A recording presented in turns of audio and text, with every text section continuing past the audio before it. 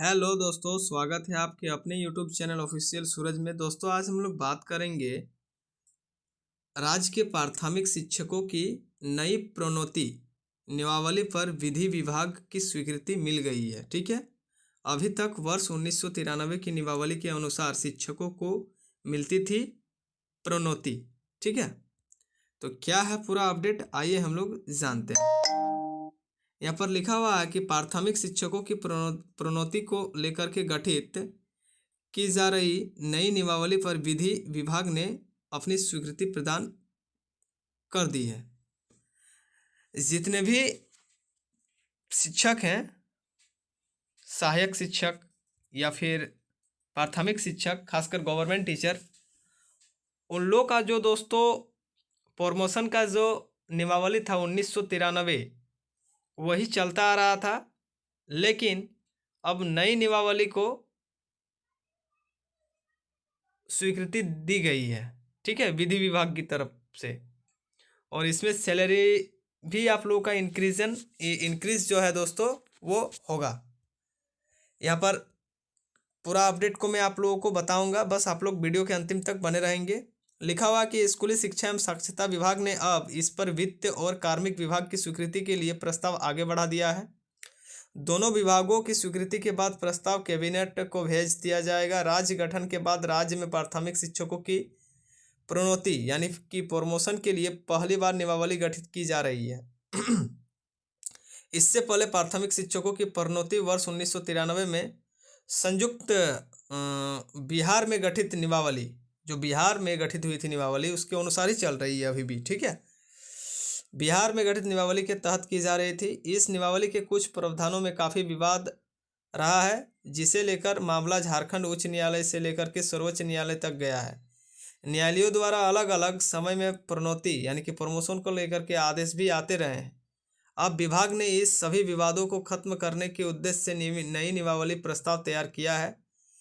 इस पर विभिन्न शिक्षक संघों से सुझाव लिए गए हैं। प्रस्तावित नई प्रोन्नति नियमावली में अन्य प्रावधान के अलावा यह भी प्रावधान है कि एक बारीय छूट के तहत जिन शिक्षकों की कुल सेवा अवधि 20 वर्ष या इससे अधिक हो गई है, उन्हें ग्रेड 4 में 5 साल रहने की बाध्यता नहीं होगी। पिछला ग्रेड प्राप्ति की तिथि अगला ग्रेड प्राप्त करने के लिए वरीयता के आधार पर होगा। प्राध्यापकों के उपलब्धता पदों से 50% पद सीधे नियुक्ति और प्रोन्नति यानी कि प्रमोशन शिक्षकों के लिए आरक्षित किए जा सकते हैं। इसके बाद है अपडेट कि सर्वोच्च न्यायालय के आदेश आने पर नियमावली गठित करने का अनुरोध किया गया है। इधर अखिल झारखंड प्राथमिक शिक्षक संघ ने शिक्षा सचिव से सर्वोच्च न्यायालय का अंतिम आदेश आने के बाद ही नई नियमावली गठित करने का अनुरोध किया है। फिर है कि संघ के महासचिव राममूर्ति ठाकुर ने शिक्षा सचिव को पत्र लिखकर सर्वोच्च न्यायालय द्वारा एक SLP में पारित उस आदेश का हवाला दिया है, जिसमें राज्य सरकार को प्राथमिक शिक्षकों की प्रोन्नति यानी कि प्रमोशन के मामले में यथास्थिति बनाए रखने के निर्देश दिए गए हैं।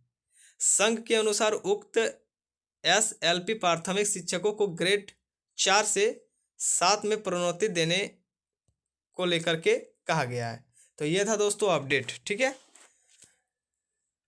तो जो अभी फ़िलहाल गवर्नमेंट टीचर हैं या फिर किसी के घर में यदि कोई गवर्नमेंट टीचर है, तो उन लोग के लिए दोस्तों बहुत बड़ी ये खुशखबरी है कि अब आप लोगों को नया प्रमोशन नियमावली अब लागू होगा झारखंड में टीचर्स के लिए।